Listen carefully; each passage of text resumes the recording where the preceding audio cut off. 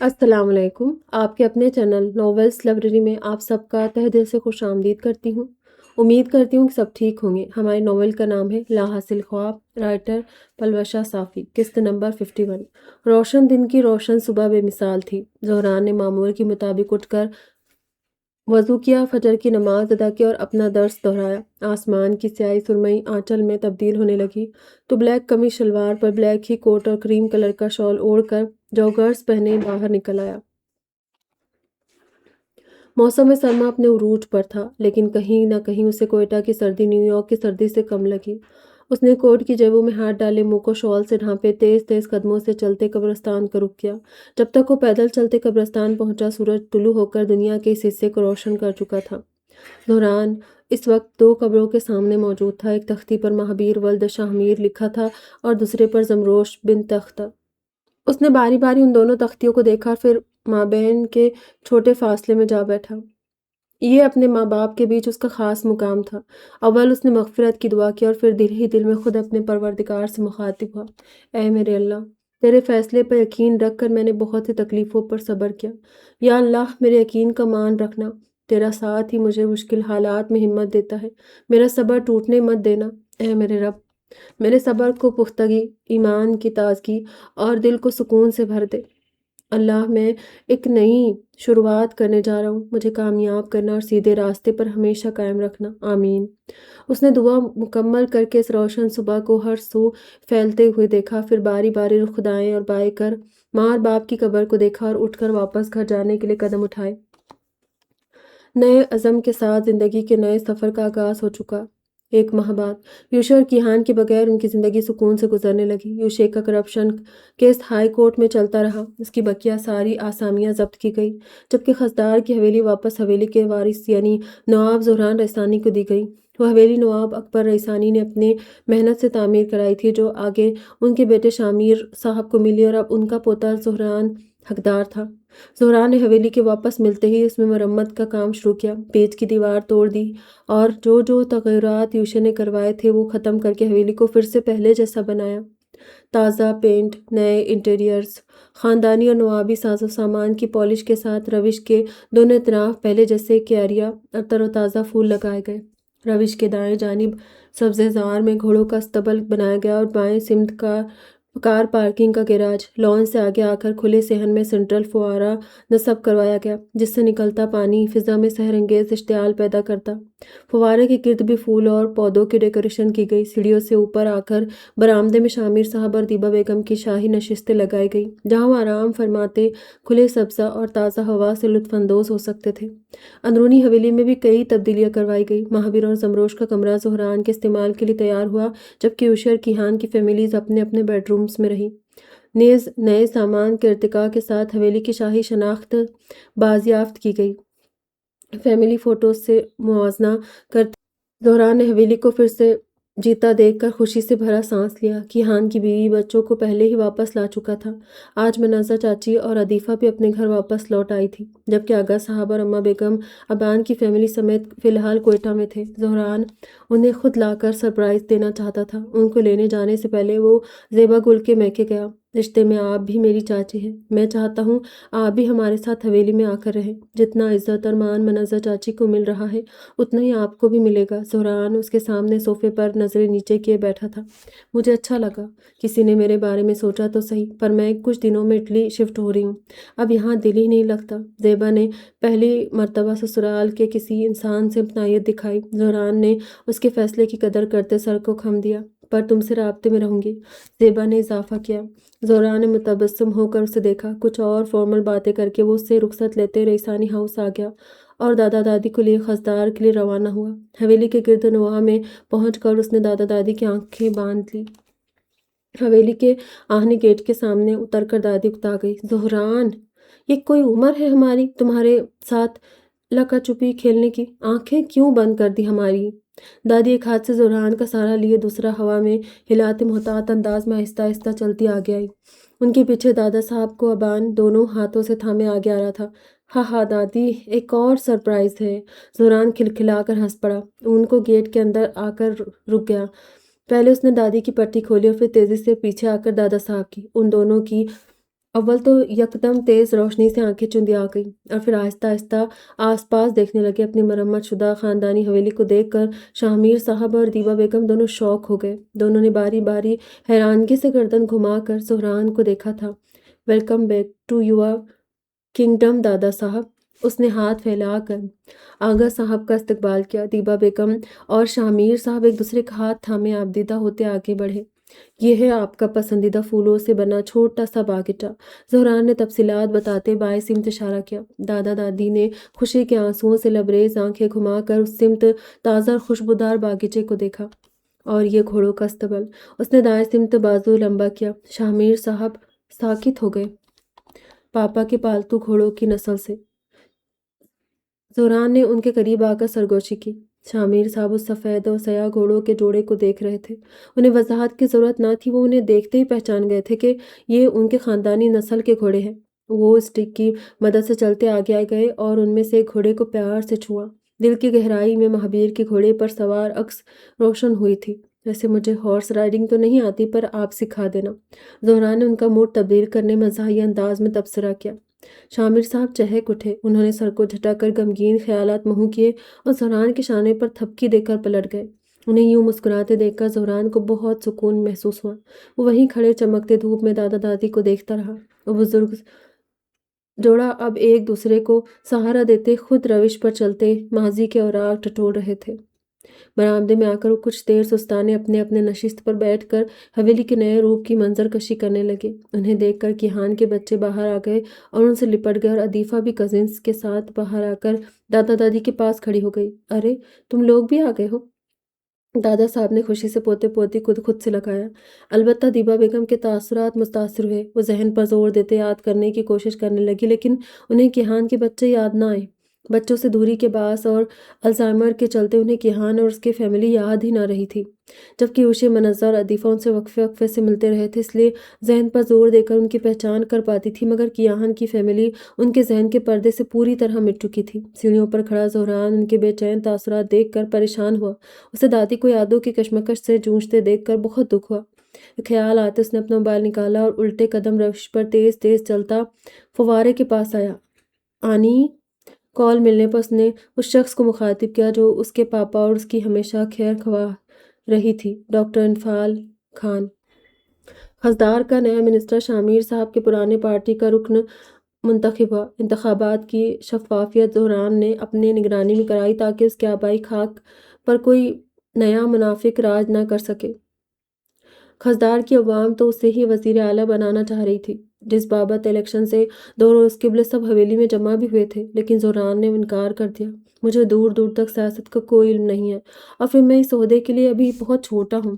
आप सब ने मुझे इस काबिल समझा, उसके लिए मैं बहुत मशकूर हूँ, लेकिन अभी आप सब हकदार उम्मीदवार के लिए वोट कीजिए। रही खसदार की और आप सब की मदद की बात, तो हवेली के दरवाजे आप सब के लिए हमेशा खुले हैं। आप कभी भी मुझसे याद दादा साहब से बात कर सकते हैं। ज़ोहरान ने बरामदे में दादा साहब के हमरा खड़े हुए अवाम की दरख्वास्त का जवाब दिया, साथ ही हमेशा उनका साथ देने की यकीन दहानी कराई। शहरी उसकी मीठी ज़ुबान और बाअसर नसीहत से खुश होकर उसे दुआएं देते वापस जाने लगे। ज़िंदगी की भाग दौड़ मामूल के मुताबिक चलने लगी। एक तरफ अदीफ़ा का रिश्ता शामिर साहब के पुराने हमकार के पोते से तय हो पा गया, तो दूसरी तरफ अबान के यहाँ बेटे की पैदाइश हुई। इस तरह लाल हवेली में डबल खुशियों की आमद हुई। शादी की तैयारियां ज़ोर शोर से चलने लगी। ज़ोहरान ने अपनी कज़िन सिस्टर की शादी में किसी भी किस्म की कसर ना छोड़ी। जितनी शान से नवाब यूशे अपनी बेटी को रुखसत करता, इतने ही मान से ज़ोहरान ने अदीफ़ा को रुखसत किया। कसदार समेत कोयटा में भी एक्स मिनिस्टर नवाब शामिर एहसानी की पोती की शादी चर्चे में रही। आला दर्जे की तो नवाजा गया, साथ ही अदना दर्जे की खातिर नवाजी में भी कमी न हुई। एक माह बाद रुखसती के दिन मनज़्ज़ा अपनी इकलौती औलाद से दूर होने से खूब रोई। वहीं बेटी को भी माँ के अकेले रह जाने का गम खाने लगा। अद्दू आपी, ये सिर्फ आपकी नहीं, मेरी भी माँ है, उन्हें कभी अकेला मत समझना, ज़ोहरान ने मनज़्ज़ा चाची को संभालते हुए कहा। अदीफ़ा दुल्हन के सुर्ख लिबास में सजी भीगी आंखों से मुस्कुराई। मनज़्ज़ा चाची ने ज़ोहरान का बाजू मजबूती से थामे रखा। और ख़ुद को भी तन्हा मत समझना, ये भाई अभी जिंदा है, उसने साथ ही अदीफ़ा की भी एक हिम्मत बांधी। عاطفہ اور منازہ دونوں ہنستے ہنستے پھر رو پڑی۔ یوں جدائی اور خوشی کی ملی جلی نمی لیے رئیسانی خاندان نے عاطفہ کو اپنے نئے سفر پر روانہ کیا۔ سجی ہوئی گاڑی نظروں سے اوجھل ہونے تک وہ دادا پوتا گیٹ پر کھڑے اسے دیکھتے رہے۔ شاہ میر صاحب نے رشک بھری نظروں سے زہران کو دیکھا تھا۔ کم عمر ہو کر بھی وہ اپنے خاندان کی ہر ذمہ داری بہت خوبی سے نبھا رہا تھا۔ ان کے کہے الفاظ درست ثابت ہوئے تھے۔ مہابیر سچ میں ان کے بڑھاپے کا انتظام کر کے گیا تھا۔ اس وقت جہاں انہیں اب نارمل مہابیر اور اس کی پیدائش پر ناز ہوا تھا، وہیں اپنے باقی دونوں بیٹوں پر افسوس جن کو حسد اور کینہ پرور اعمال کھا گئے۔ چلے دادا صاحب؟ باراتیوں کے جانے کے بعد زہران نے اپنا ہاتھ آگے کیا۔ دادا صاحب مسکرائے اور اس کا ہاتھ تھام کر حویلی کے اندر مڑ گئے۔ ٹوٹے ہوئے لوگ جب کسی کے ساتھ جڑتے ہیں تو آخری سانس تک ساتھ نبھاتے ہیں، کیونکہ وہ جانتے ہیں کہ محرومیوں اور تنہائیوں کے ساتھ جینا کتنا مشکل ہوتا ہے۔ وہ دونوں ہی نفوس ٹوٹے ہوئے تھے۔ ایک نے ماں باپ کھوئے تھے اور ایک نے بچے۔ اب ان دونوں کو ایک دوسرے کا سہارا بننا تھا۔ مانسون کی بارشوں نے گرمی کا زور توڑ دیا تھا۔ خاص کر اسلام آباد میں کافی خوشگوار موسم تھا۔ ابان کو پہلی مرتبہ جہانی سطح پر اپنی پینٹنگز نمایاں کرنے کا موقع ملا۔ اس سے اسلام آباد میں منعقد ہونے والے آل پاکستان آرٹ ایگزیبیشن میں حصہ لینے کا دعوت نامہ موصول ہوا۔ اس ایگزیبیشن میں رسامی، نقاشی، سائنسی اور تکنیکی آرٹسٹ کے ساتھ کلچرل اور ایسے دیگر کاوشوں کی نمائش کی جا رہی تھی۔ ابان بہت خوش تھا اور اپنے ساتھ فیملی کو لے جانا چاہتا تھا، لیکن تمیدہ چونکہ نوزچہ تھی اس لیے اس کے ساتھ جانے سے قاصر رہی، مگر سچے دوستی کا سایہ ہوتے زہران نے یہ فرض نبھایا۔ وہ دادا دادی کو بھی ساتھ اسلام آباد لے گیا، کیونکہ ایگزیبیشن کے بعد انفال کی صلاح مان کر وہیں سے اسے دادا دادی کے ممکنہ علاج کے لیے انہیں اپنے ساتھ نیو یارک لے جانا تھا۔ ایگزیبیشن کے دن ابان بلیک سوٹ بوٹ میں تیار لابی میں دائیں سے بائیں چکر کاٹ رہا تھا، اسی کے جیسے زہران بھی ڈنر سوٹ میں ملبوس تھا۔ اسے ڈھونڈتا لابی میں آیا۔ ابان آج بڑے عرصے بعد اپنی دماغی دباؤ کے زیر اثر لگا۔ چاچو ریلیکس، سب بہت اچھا چل رہا ہے، سب کو آپ کی کاریگری بہت پسند آ رہی ہے، پر آپ کو وہاں اپنی پینٹنگز کے پاس ہونا چاہیے، چلیے۔ زہران نے اسے دلاسا دیا اور ہاتھ سے تھام کر اندر لے گیا۔ ایگزیبیشن ہال میں شائقین کا جوش اپنی مثال آپ تھا۔ ہر کوئی اپنی پسند کے مشغلے ہنر کی قطار میں کھڑا نئے آرٹسٹ کی نمائش کو سراہ رہا تھا۔ ایسے ہی ابان کے پینٹنگز کے آگے بھی چند شائقین اپنا نظریہ خیال کا تبادلہ کر رہے تھے۔ ابان لمبا سانس لے کر اور تھوک نکل کر گلا تر کرتے ان کے سامنے آیا۔ سر، اس پینٹنگ نے یہاں موجود سبھی شائقین کی توجہ خاصی بٹوری ہے، اس کے بارے میں ہمارے مہمانوں کو کچھ بتائیے۔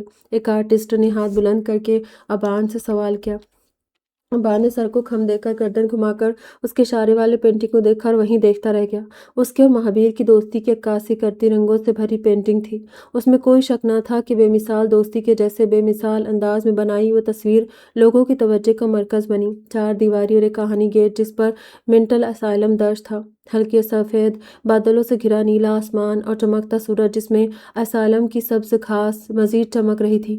کیاریوں کے کنارے ایک بینچ اور سامنے بڑا سا درخت جس پر چڑیا کا گھونسلہ بنا تھا۔ بینچ پر بیٹھے ایک قدرے بڑا اور دوسرا قدرے چھوٹا پاگل خانے کا یونیفارم پہنے دو مرد۔ پیچھے عمارت کے رنگ بوسیدہ تھے جو اس پاگل خانے کی حالت کا آئینہ تھے، جبکہ ان دو انسانوں اور ان کے گرد پھیلے سبزے زار کے رنگ تازگی بھرے تھے، بالکل مہابیر اور ابان کی دوستی کی طرح۔ پینٹنگ میں نظر آنے والا نوجوان لڑکا اس دوست کو ہمیشہ ساتھ رہنے والے شیر اور شیرنی کے جوڑے کا اسکیچ دکھا رہا تھا۔ یہیں سے تو ابان اور مہابیر کی اٹوٹ دوستی کی شروعات ہوئی تھی۔ اس پینٹنگ کو بے پناہ محبت کے ساتھ بغیر کسی غلطی کے مکمل کرنے میں ابان کو کم سے کم 2 سال کا عرصہ لگا۔ ابان نے ایک نظر اس تصویر کو دیکھا، پھر اس پر لگے نوٹ فور سیل کے ٹیگ کو دیکھا اور اپنا رخ شائقین کے جانب کیا۔ قطار میں اس کی نظر آغا صاحب اور اماں بیگم اور زہران پر بھی پڑی جو وہیں کھڑے اسے سپورٹ کر رہے تھے۔ یہ صرف پینٹنگ نہیں ہے بلکہ میری زندگی کا آئینہ ہے۔ کیسے ایک یتیم دماغی کمزور بچے کو پاگل خانے میں ایک سچا دوست ملا جس نے اسے نئے طرز سے جینا سکھایا، اپنی کمزوری کو اپنی طاقت بنانا سکھایا، اپنے اندر کے ہنر کو پہچاننے کی صلاحیت دی۔ یہ کہانی بتاتی ہے اس جاں نثار کی جس کی طاقت اس کے تلوار میں نہیں اس کے دل لگی میں تھی۔ ایک دفعہ میں کسی کو دل کے قریب کر لیتا پھر مرتے دم تک ساتھ نبھاتا۔ یہ تصویر اس کی عکاسی کرتا ہے۔ مینٹلی چیلنج لوگوں کے لیے وہ ایک نئی مثال بنا۔ مہابیر رسانی۔ ابان نے مہابیر کو خراج عقیدت پیش کرتے اپنی پینٹنگ کی وضاحت دی۔ اس کی کہانی سن کر سب محظوظ ہوئے اور اس تصویر میں دکھائی گئی پاگل خانے کی خامیاں اور دوستی کی خوبیاں سمجھنے لگے۔ شاہ میر صاحب اور زہران دونوں ہی اس کے بیچ میں اس قدر کھو گئے تھے کہ اپنے ارد گرد سے غافل ہو گئے۔ ابان کی تفصیل سن کر زہران نے دائیں سمت دیکھ کر ٹھٹک گیا۔ دادی وہاں نہیں تھی۔ اس نے ہڑبڑا کر چاروں سمت نظریں گھمائیں۔ دادا صاحب، دادی کہاں ہیں؟ اس نے فوراً شامیر صاحب کو متوجہ کیا۔ وہ بھی پریشان حال لوگوں میں دیپا بیگم کو ڈھونڈنے لگے۔ آپ یہاں دیکھو، میں باہر دیکھتا ہوں۔ زہران نے انہیں آگاہ کیا اور خود لابی میں دوڑ لگا دی۔ دوسری جانب دیپا بیگم انجان نظروں سے پورے ہال کو دیکھتی چھوٹے چھوٹے قدم چلتی سائنس ورلڈ کی نمائش میں آ پہنچی۔ انہیں اپنی بیماری کے بعد کچھ یاد نہ رہا۔